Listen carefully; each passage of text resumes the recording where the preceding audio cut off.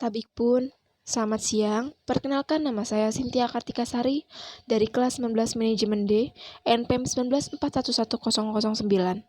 Mata kuliah Manajemen Keuangan dengan dosen pengampu Nadia Lutfi Septiana MBA. Di sini saya akan menjelaskan tentang obligasi. Apa sih obligasi?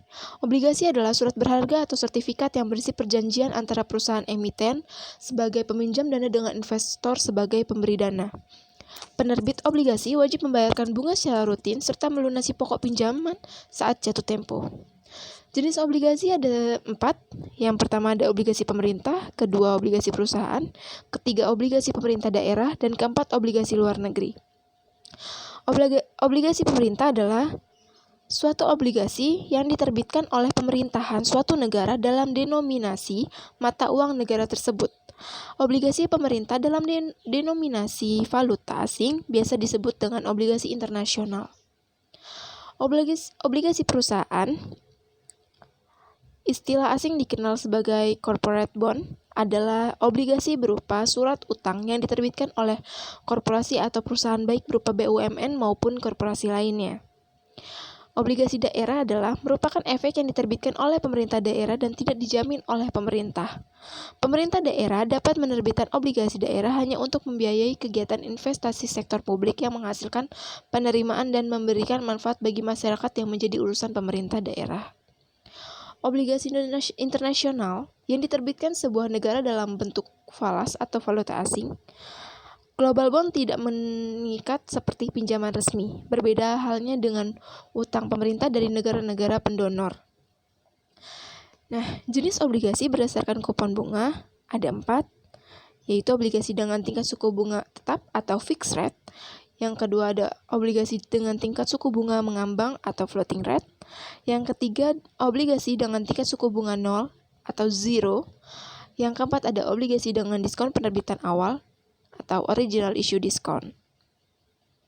Obligasi yang dapat dikonversi atau convertible bond adalah obligasi yang atas kehendak pemiliknya dapat ditukarkan dengan saham, bisa perusahaan emiten.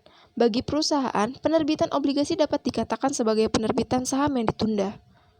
Obligasi yang diteritkan dengan warrant adalah obligasi dengan opsi jangka panjang untuk membeli saham biasa emiten pada harga dengan jumlah tertentu, biasanya lebih tinggi dari harga pasar saat penerbitan warrant. Seseorang yang akan membeli obligasi akan mencari informasi tentang harga, tanggal jatuh tempo, dan suku bunga yang ditawarkan. Informasi ini gunanya untuk menentukan nilai imbal beli YBS atas obligasi tersebut. Nah, imbal hasil obligasi dihitung dengan 3 cara, yaitu yang pertama ada imbal hasil saat jatuh tempo, kedua imbal hasil saat penebusan, dan yang ketiga ada imbal hasil saat ini. Harga obligasi bisa berubah dari waktu ke waktu. Misal ketika kondisi ekonomi berubah, harga obligasi juga bisa ikut berubah. Ketika tingkat suku bunga naik, biasanya harga obligasi akan turun. Risiko yang dihadapi oleh pemegang obligasi adalah risiko tingkat bunga dan risiko gagal bayar. Obligasi akan diberikan peringkat oleh lembaga peringkat yang diakui seperti Moody's, Standard & Poor's, S&P, dan di Indonesia adalah PT Pevindo. Peringkat tertinggi adalah AAA dan terendah adalah D. Kesimpulannya, obligasi adalah suatu utang atau kewajiban jangka panjang disebut bond, sedangkan utang jangka pendek disebut bill. Obligasi dapat dibedakan dalam beberapa jenis, diantaranya yaitu government bond atau obligasi pemerintah negara, municipal bond atau disebut juga obligasi pemerintah daerah, dan corporate bond atau disebut obligasi perusahaan. Nilai-nilai dan hasil obligasi yang dapat diberikan kepada investor yaitu nilai maturity obligasi, nilai pasar obligasi, dan nilai intrinsik obligasi. Walaupun obligasi lebih rendah resikonya dibanding dengan saham, tetapi obligasi tetap aktif beresiko. Resiko ini obligasi adalah kemungkinan obligasi tidak terbayar.